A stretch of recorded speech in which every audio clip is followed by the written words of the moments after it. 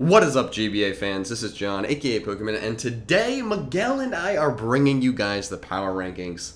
That is Miguel. It's okay. We need to explain. Last week we didn't have the power rankings. It was just a really hard week for both of us. I was really busy. Miguel was really busy, and we weren't able to find a time. We apologize. That's never. Yeah, it was basically when one was finally free, the other one wasn't around, and vice versa. It was really bad. So yeah. It was, it shouldn't happen again. It's one of those things that we learned. We learned from it. As professionals, we're gonna move forward, and this is gonna be kind of a combination of week 3 and week 4. We're just gonna be doing our week 4 rankings, but the past 2 weeks, all of that's gonna go into this one and why we placed everyone everywhere, and hopefully you guys still enjoy this. So I think we should just hop right in. Hop right into it. Who starts it? Who begins, John? I feel like I just wanna. It's gonna be easy for me to just start off with number 8, which is it's still Hardy. Still Hardy. he made market improvement in week 3. He didn't get 5-0'd. It looked like he might have, but he stopped it at, what was it, like 5-2? He lost 5-3. 5-3. Yeah, right. So we had 3 months left when the time ran, which is reassuring. It's a lot better. But then in week 4 he played George, and no one expected Hardy to win. But I think losing 6-0 was it was rough, and there's just nowhere but last to put him. He's 0-4. He just got 6-0'd, and there's nothing to say about this one. Yeah. I mean, I can get into it really quick. I mean, I love Hardy. I love you, man. I really like his videos and the way he approaches the GBA. I think it's very entertaining. But it is true that Hardy is easily the least ranked player. Like he just, I think he has a lack of preparation that is really hurting him. I do think that if he could get somebody to kind of aid him with that, and he needs to learn a little bit how this format works. And a lot of his plays at the same time don't make the most sense to me. Like, for example, against George, he brings his Weavile in, okay, on a Landers Incarnate.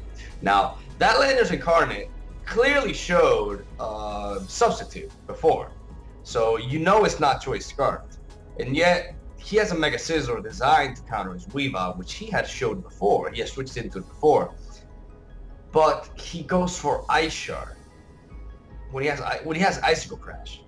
He's on the Landers Incarnate, and he goes for Ice Shard, which is way weaker. It's a lot weaker than Icicle Crash, and there's absolutely no reason for him to click that move. You outspeed that Pokemon. He's more than likely going to switch out. Why not go for your stronger stab to at least get more damage on what's coming in, at the very least? I'm not talking about pulling doubles and shit. That's easier to say. That's easier said than done. But I'm talking about clicking your strongest moves. I just think Hardy doesn't really think his plays out a lot of the times. He just kind of clicks something, or maybe he doesn't really think them properly. He needs to analyze a little bit the situation a little bit better, and he also needs to apply that to his team building. I just think that Hardy is quite far behind everybody else, and I think he has a little bit to improve, because I'm not impressed with his 5-3 timeout game, because he preserved differential, but for me that's a 5-0, honestly. Like I said, I'm being objective here. I think that's like Hardy just has not been able to kill more than one Pokemon in this season, and that's the truth. So I'm not here to rip him apart. I'm not here to be very. I don't want to be mean, but it's the truth.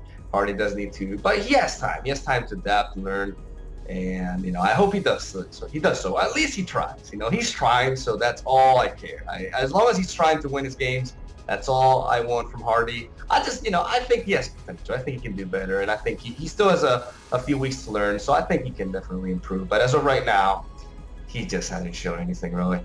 And we're gonna go on to number 7.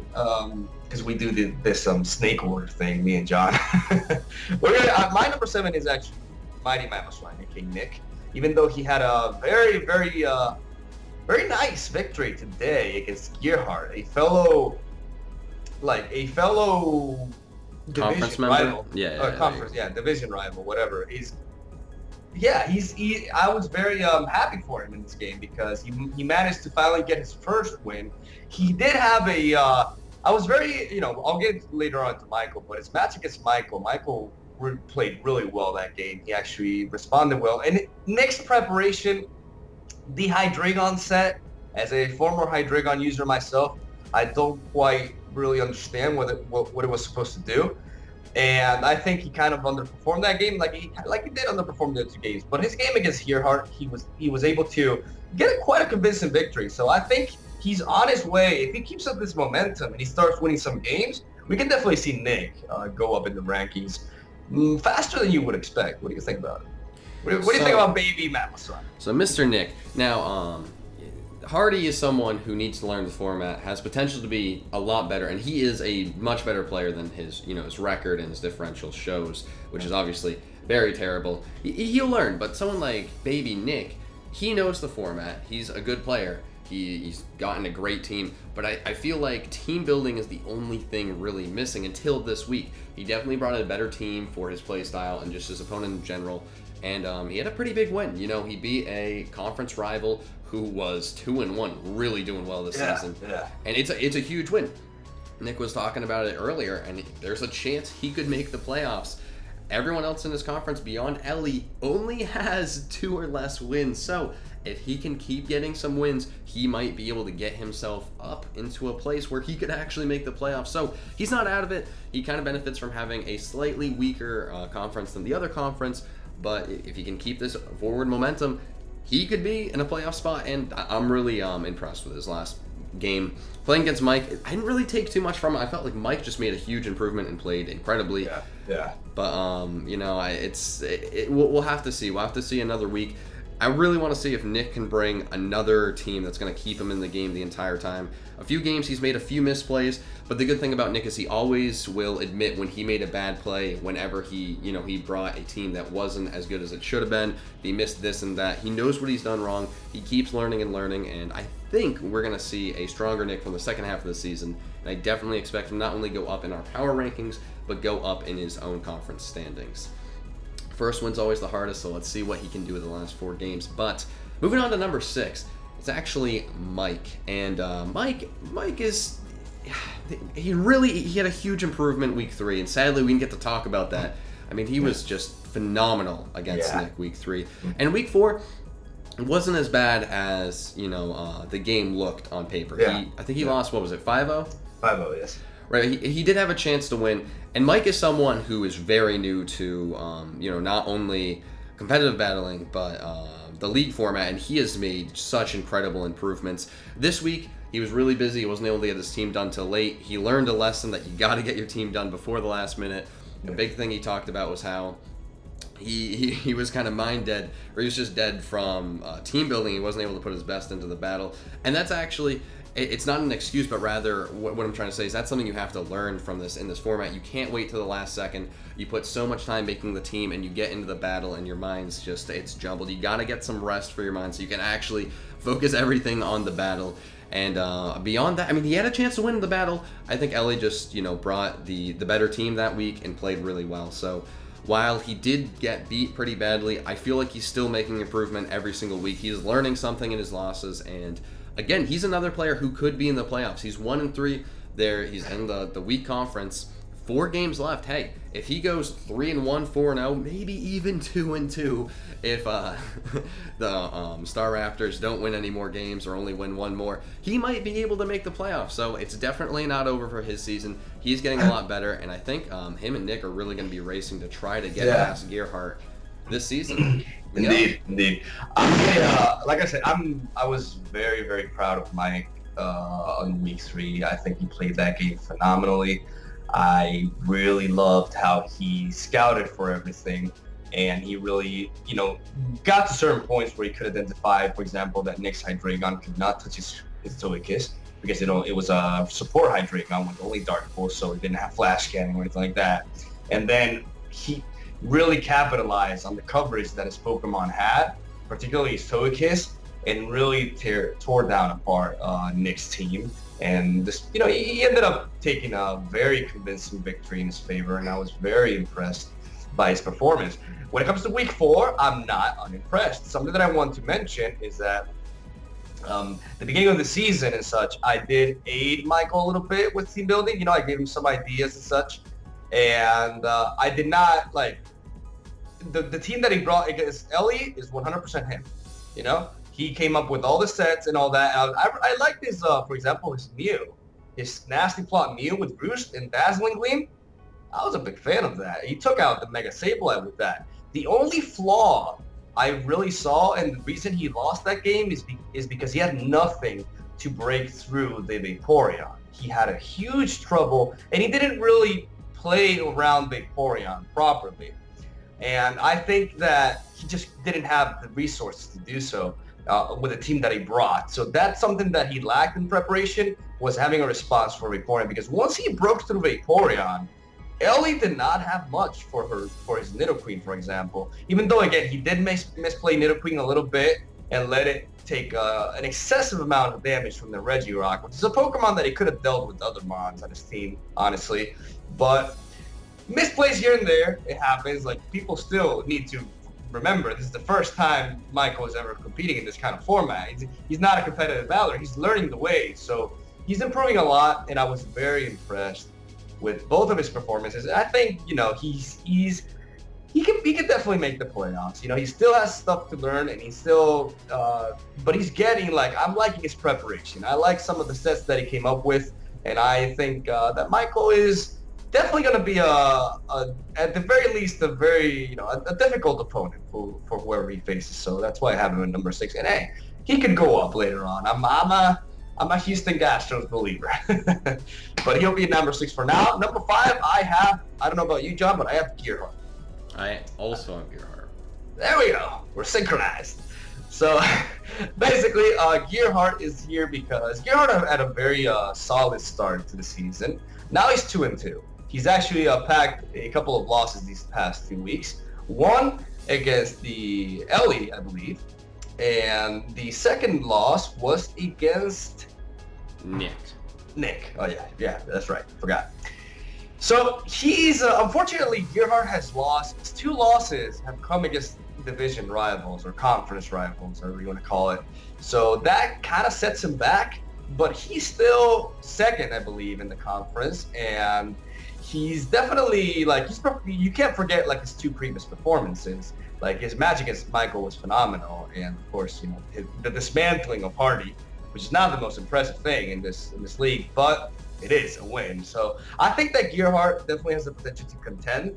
Right now, he's in that playoff spot that both Nick and Michael so desperately desire. So I'm very excited to see Gearhart's upcoming games. He definitely has some very rough matches ahead. Like, next week he's going to face the San Francisco Arcaniners, aka his nemesis, because he was the one that eliminated him from the original D-League round robin. So that's going to be an interesting match. I know Gearhart wants that game. I think that, you know, he's been performing well. He's been coming up a little bit short in this past 2 matches, and he may be underperforming a little bit, but I think he has potential, and he has. I think he'll be a contender at the very least. So that's my opinion on Mr. Gearhart. How about you? Gearhart, he's had a good season. You know, it's not great, hasn't been bad, not even average, but it's been good. You know, it's been good. It's definitely very positive. But these past 2 weeks have definitely hurt him in our standings more than the actual standings. He's still in second place.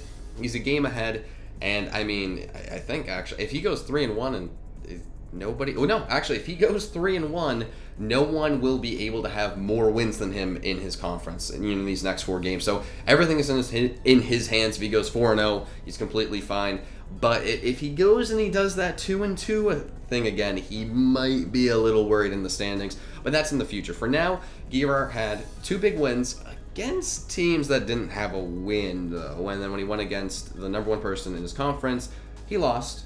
And when he went against the last person in this conference, he lost again. So I'm 50-50 with Gearhart. I think he's a good player. I think he's bringing good teams. He knows what he's doing, and I think he could be a contender this season, and I really expect to see him in the playoffs. But after losing to Nick, I don't know exactly how I feel with Gearhart. I feel like Mike and Nick want it a little bit more right now, And that's not to say Gearhart doesn't want it. I think those guys are extremely hungry. They see an opening. They see a place where they could potentially shoot their way into the playoffs. And Gearhart's he's on tilt. He's on a slide right now. Those guys are going to try to just bust through and get some wins. So Gearhart really needs to make a statement against George. And the big thing about this is Gearhart has been talking for over a year about beating George. This is a game he has legitimately been looking forward to for over a year. And when you talk about a game so much and you look forward and you think about it and all of that stuff, and that person happens to be undefeated, one of the best, actually, I mean, at this point, with 2 seasons combined, at the moment, probably the best D-League player we've seen in the history, the very small history of the D-League, but a very dominant regular season, at least, player. It's a big thing to beat the guy who hasn't lost, and he's beaten some big opponents. George hasn't just beaten the bottom teams. He's had some big wins against whoever goes against him. So Gearhart can get a win against George. Solidified in my mind that he is a contender. If he loses against George, I'm a little worried about his playoff spot. He will probably still be in second in his division, but he will be on quite the tilt at that point. That'd be 3 straight losses. So I think this is a big week. It's not going to decide the season. He still has some division battles to play, but this one could be the turning point in his season. But that is the end of the bottom half of the rankings. On to the top half, which gets a little bit more complicated, and where me and Miguel actually differ at number 4. Oh, John, who are your opinion? Damn My opinion's the best.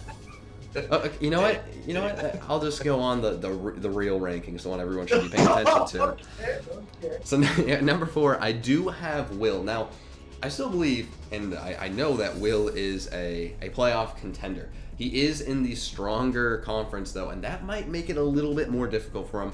But he's really shown that he's a fantastic player. He had a really big win against Ellie, who is in second when it comes to, tied for second when it comes to wins and losses, second best differential, and that was a really big win.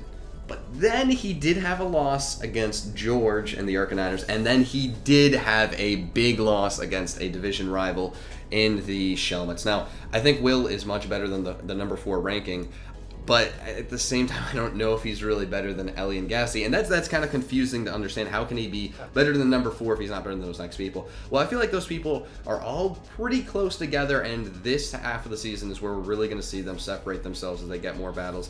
The difference between Will and Ellie, in my mind, is when Will went against conference rivals, the 2 best players in his conference, he lost. And that is not acceptable for a playoff contender, because now he is 2-2 behind those 2 players. And he only has 2 more shots to play them again and hopefully get himself in front of them. So going 0-2 against your conference rivals, it's just terrible. It's really going to hurt your team. And even though he had that really big win against Ellie in the beginning of the season, that doesn't matter when she's sitting at the top of her conference. And right now, he wouldn't even be in the playoffs, so he would have no chance to really go against her again and potentially beat her really badly. So for now, while I think Will's a great player, I think he's going to have a really good second half of the season, and I expect to see him in the playoffs. Those 2 losses might be what keeps him out of it. So kind of mixed feelings. I think he's a little bit better than the 4 ranking, but for now, he deserves it. He deserves to be a number 4.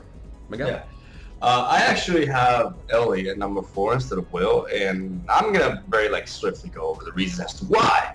Well, I understand your reasoning, and I actually think it's incredibly accurate and logical. I really understand it, but I see it as in a different way. The way I view it is that, first of all, Ellie lost to Will, even though that's not how these rankings works. It doesn't matter if you lose to the guy on top of you. That doesn't mean you're going to be on top of them.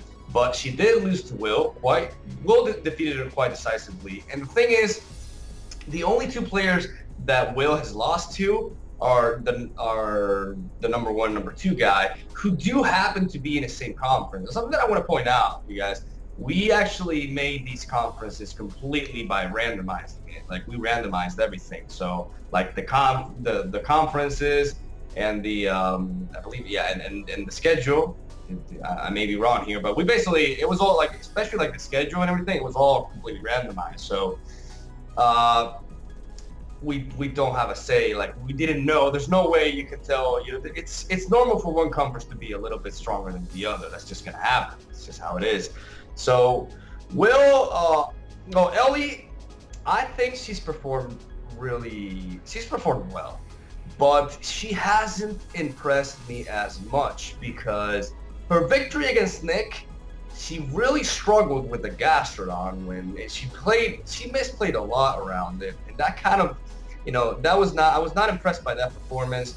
And then she defeated, prior to that, she also defeated, she beat Nick, she beat Gearhart, which was this week, correct? No, it was the prior week. Okay, yeah. So she's defeated Nick and she's defeated Gearhart. She's defeated 2 people in her conference. Actually, no, she's defeated 3 people in her conference. Those are the 3 people that she's defeated. But basically, my point is that, for example, in her match against Michael,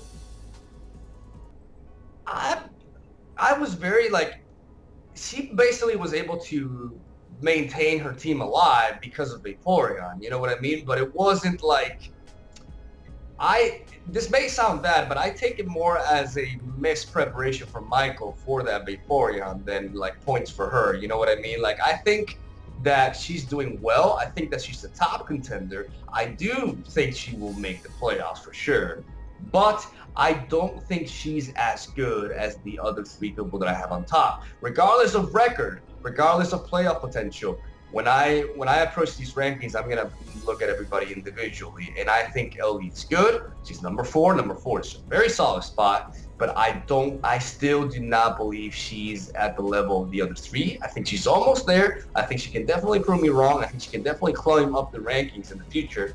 But as of right now, looking at all the performances, I think I put Ellie at number 4, and I just yet cannot put her higher because of the next 3 that I have. The next one that I have on the list, the number 3, is actually Will. Will is 2-2, unlike Ellie, who's 3-1, and you're like, well, what the fuck? Why is he higher? Well, because Will has lost to the 2 best players in the league right now. We had Will at number 2 for a while, until he faced Gassie, which was this week. Will defeated, I believe, Hardy prior to that, correct? I believe so. That was a 5-3. That was a 5-3, which a game that Will completely dominated, and Hardy himself admitted to basically taking to the, he stalled out so he could not lose as much differential. Hardy had no way of winning that game. Which is just a little note, that is a legitimate strategy. That's a legitimate strategy. Yeah. There's nothing wrong with that. Just don't get mad at him for doing that, people, because he did nothing wrong. It's okay. It was smart. He wants to preserve as much differential as possible, even though a 6-0 after that doesn't help him much. But it's the whole thing. But Will, he's lost to 2 very good players. I think he gave George a very good fight. I think he actually gave George a better fight than Gassie did. And I actually think that his game with Gassie was extremely close. I think it could have gone either way. I think it was a phenomenal game. I really enjoyed watching that one. And I'm still very impressed with Will. I think Will has the potential to actually win the whole thing if he, puts his mind to it. I think he has very solid preparation, and he just has strong competition. SupahGassy is doing great. Mr. Gassie is doing great. He's been a very, very strong competitor with his team, even though I still don't agree with his draft. What I said at the beginning, he's me, he's him. He's not me. I'm me. He's him.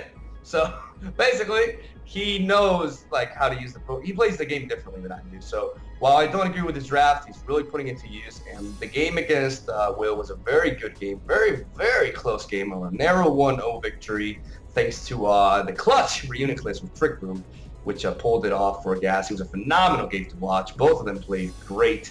But it's because of games like that I can't put Will below Ellie just yet. Will has still demonstrated a lot to me, and I expect big things from him in the future. So I have to keep Will at number 3 personally. And I definitely respect that. And the thing is, I think Will and Ellie right now are really, really close. I feel like Gassie and George have kind of separated themselves from the pack. Gassie a lot less so than George. But I'm going to have to put Ellie at number 3. Big thing with Ellie is she's come up big in the battles that really matter. Now, beating Will would have been a lot more impressive than beating the other 3 people in her conference. But again, that was week 1, and as we've said, all these other people have grown from that. I really think she's grown from that loss as well. Yeah. There's a lot of things I thought she did wrong with the team preparation. Obviously, we've seen nothing from that. She's had 3 big wins against 3 people she needed to beat, and 5-0 was 5-0. 5-0 was 5-0. Right, exactly, and that's the thing. Even though we're saying Mike underprepared, She still brought the set that completely destroyed him. She probably did not bring Vaporeon thinking, oh, I'm going to sweep this guy with Vaporeon. That's going to be awesome. But it worked, and that was, just great on her part. She keeps bringing really good teams.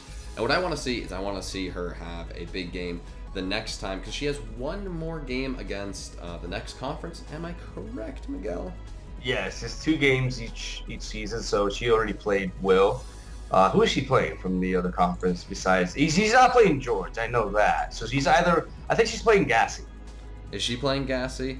I'm not sure when. Week 7 Stantlers, she's playing Staraptors. No, she's playing Gassie next week, yo. Not even bad. That's a good matchup. I'm pumped for that. See that, and that's I am pumped for that. Holy shit. I'm also excited for that. And that's what I was looking for, because I know she has one more game at the other conference. That's where we really get to see how much she has grown as a player. She's going against the top dog now. She has everything to prove. So, hey, it's all you, Ellie. Go. And if she beats him, I fully expect her to end the season 7-1, and she will continue climbing up my rankings. But if she goes against one of the top people in the other conference and she loses, that's going to drop her, because she might just be benefiting from a slightly weaker division. She's still a great opponent. She is definitely a contender. She could win it all, but it is a little bit difficult when, the people she's beating are at best 2-2, and, the people Will are losing to. Right, and Will's losing to people that are 3-1, 4-0. But I still think Ellie has had an incredible season. I feel like I'm harping too much on the negative. There's almost been no negative in her season. I have the only negative I can find is the fact that she hasn't played more than one person with a positive record. And I think she has a really good opportunity this week. Let's see what she does. I have full faith that she can win, but I also have full faith in the number 2 guy, Gassie, that he can win. Now, Gassie, a lot of people, including Miguel and myself, shit on his draft. He said his draft wasn't good enough. I did have faith that he could make it work. I mean, he drafted it for a reason. He's a smart guy. He's a great player. I just didn't understand it. And he's really shown that he knows how to work with this team. I'm pretty sure he just had a big trade, too. He just traded, what was it? One of his 3 dragons for Weavile? Is that correct? I am not aware of this. Holy shit. Really? Is he the guy with Latios? Yeah. Let me check. I'm like 99% sure. I just don't want to... Holy shit. Yes. Really? Yes, he did. He traded one of his 3 dragons, which was like one of the biggest things we had, that he had too many dragons, for Weavile. And Weavile was... his team is more pokey than me now. Yeah, he just got Weavile. He dropped Toxicroak for Fortress, which I'm imagining will have been announced by the time this video goes up. Okay. That was last week. He was one of the last people to do free agency. That is huge for him. Holy fuck. Right, exactly.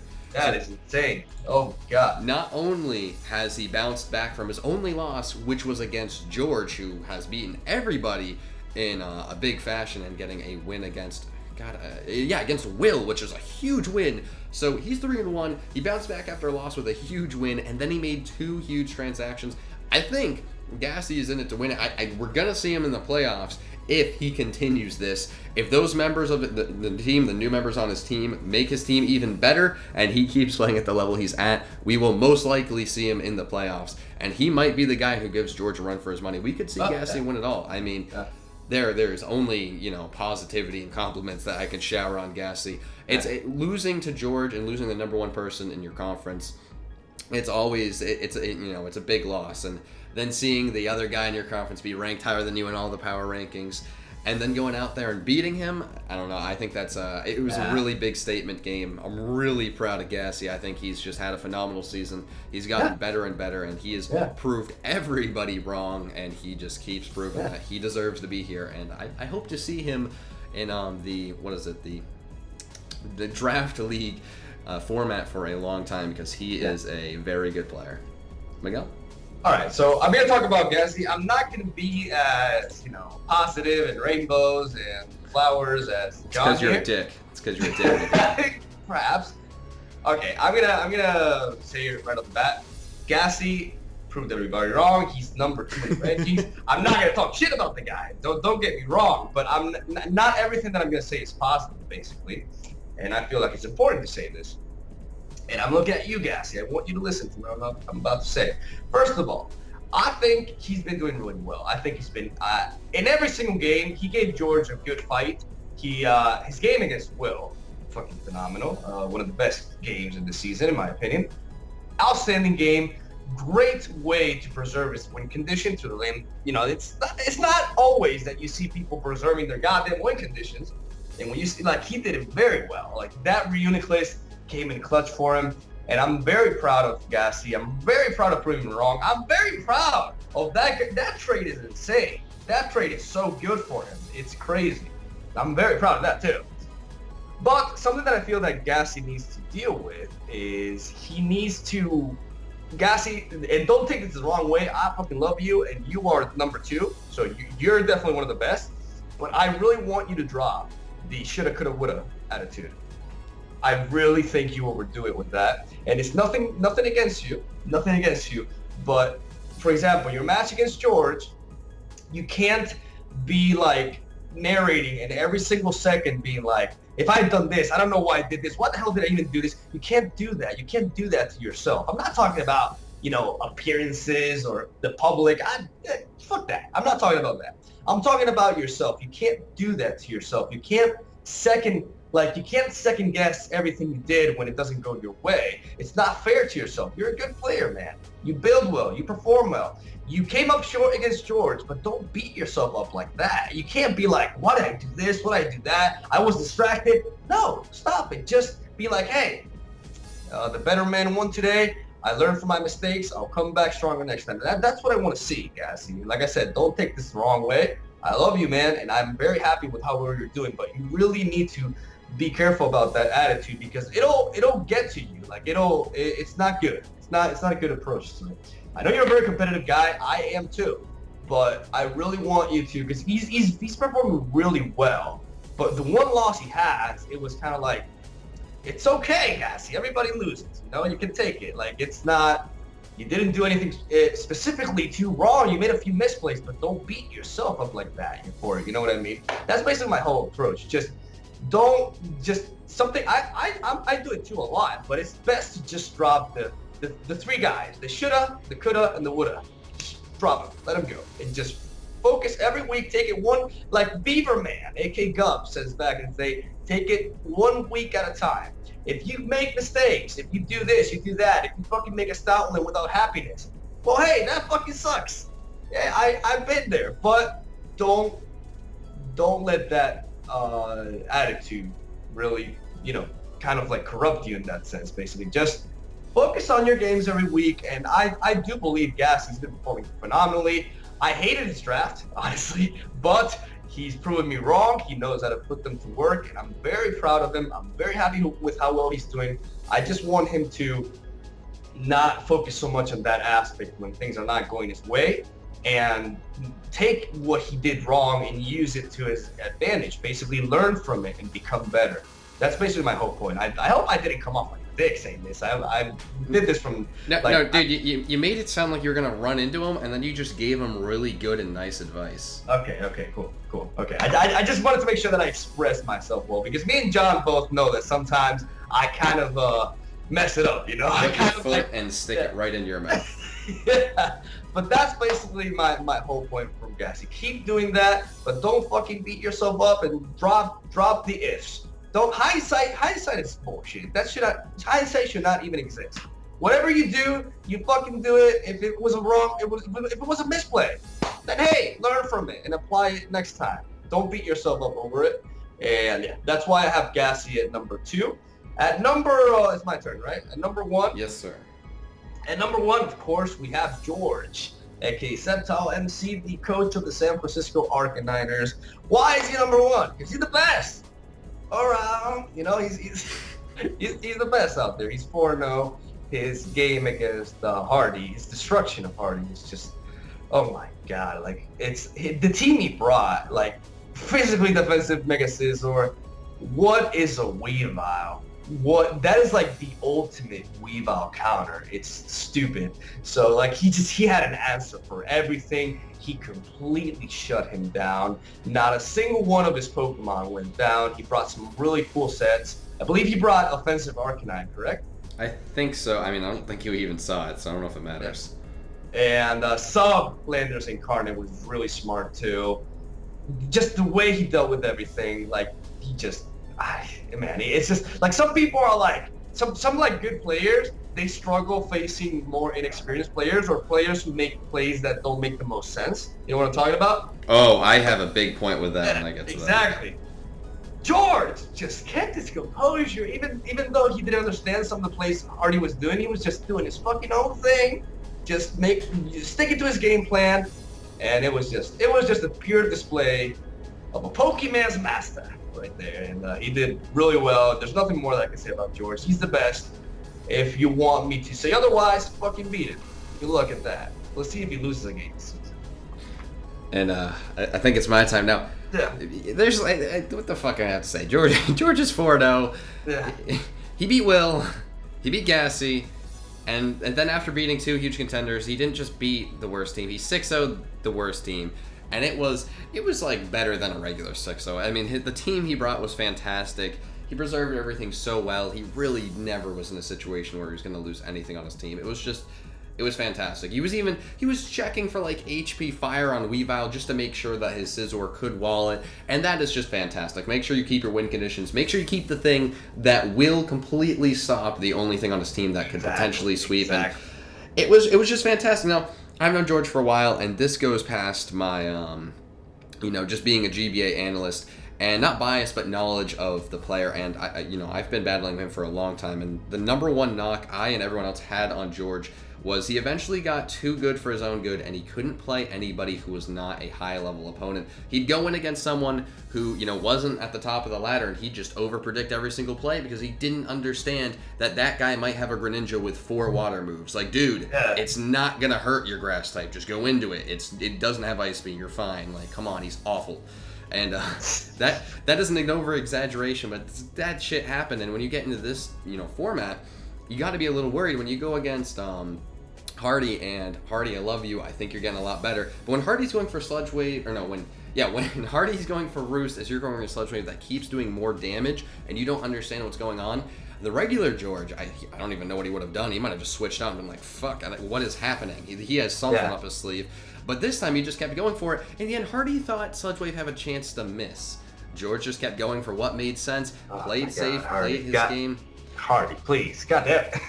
Right, and we love you, Hardy, but you definitely need to know that Sludge Wave, or at least look it up. You need to know that has 100% accuracy. Yeah.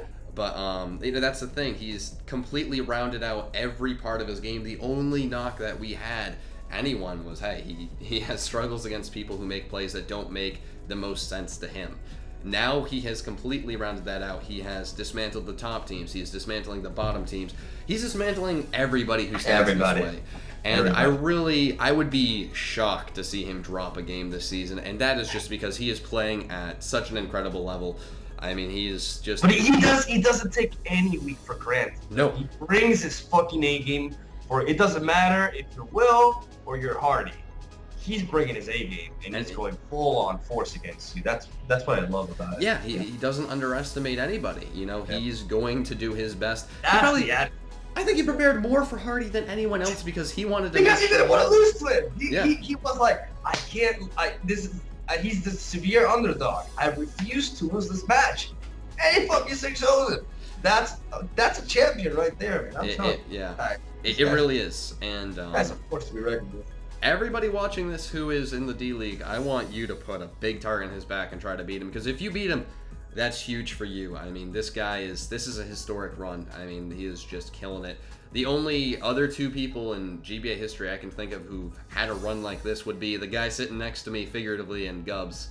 And those are 2 pretty good people to be in company with when it comes to GBA. So if he keeps this up, well, Miguel, you have had 2 seasons with 1 loss. It's been kind of crazy. Well, you had one where you slept through the battle because you're a fucking idiot, but...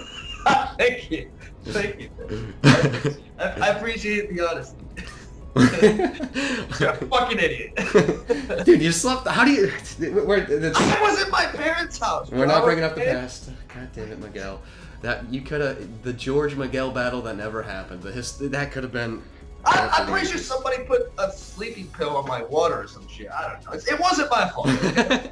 Regardless, George has just been a pleasure to watch this season, and I hope, I hope as just a GBA analyst, I hope he loses, because I would love to see somebody bring their A+++++. Best forever right there. Yeah, exactly. Like, just put yourself on that level and beat him, because I think there's a lot of people who have the potential to do that. It's just George is never going to slack. Contenders, like he has some tough matches again. Like it's not nothing's for granted, but that's what's so exciting. He's got to play Will and Gassie. Somebody take him down. Do it for us. He's making the playoffs, so I mean, hey, if you're not going to take him down now, maybe take him out in the playoffs. Will and Gassie, you're fighting for that spot. Who's going to take him down in the playoffs? Let's see it. That division is fucking tight, yo. That division is tight. It's exciting. But I think that is the end of our rankings. Again, we do apologize for missing week 3. Hopefully, we are able to merge the 2 weeks into one and make this. And we won't miss another one. We will not. No, I will. Well, I'm not flying down to Spain. Fuck that. Miguel's gonna have to fly down here if he misses another week, and that's a lot of money. Yeah, dude, you're gonna have to spend a lot of money. Come on. Okay. Come on, Miguel. You can do this. It's okay. But I hope you guys are excited. There's some really good battles coming up. Some big games that are going to decide the playoff race. And the playoffs are only 4 weeks away. I am very excited. We are going to have 3 fantastic games. I can promise you that. But I think that's all we really have to say. So I'm going to say goodbye. And Miguel, you can close us out with any final thoughts. Toodaloo.